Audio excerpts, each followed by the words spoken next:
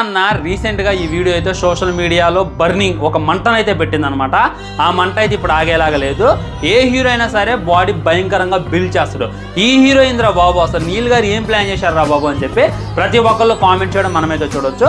So Neel గారు mind set వేరు ఉంటుంది. ఏ సినిమాలైనా సరే హీరో బాడీ బాగా ఉండాలి అండ్ విలన్ బాడీ కూడా బాగా ఉండాలి. వాళ్ళిద్దరు కొట్టుకుంటే మనకు క్యూరియాసిటీ ఉంటుంది. కానీ ఈ సినిమాలో చూసుకున్నట్లయితే హీరోని బక్కగా చూపించి విలన్ ని హైలైట్ చేసి చూపించబోతున్నట్ట.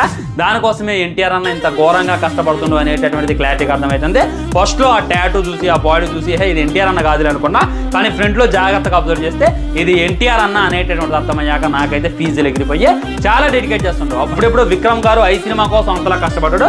ఇప్పుడు చూసుకున్నట్లయితే మన ఎన్టీఆర్ అన్న డ్రాగన్ సినిమా కోసం ఎక్కువగా కష్టపడుతుండు. సో నీల్ గారి టేకింగ్ ఎలా ఉంటుంది అనేటటువంటి దానికోసం నేనైతే మరీ వెయిట్ చేస్తున్నా ఫ్రెండ్స్. మరి మీరు చూసారా లేదా? ఆల్రెడీ ఫుల్ వీడియో చేశారు దీని గురించి. దాంట్లో ఫుల్ వీడియో కూడా పెట్టాను అనమాట.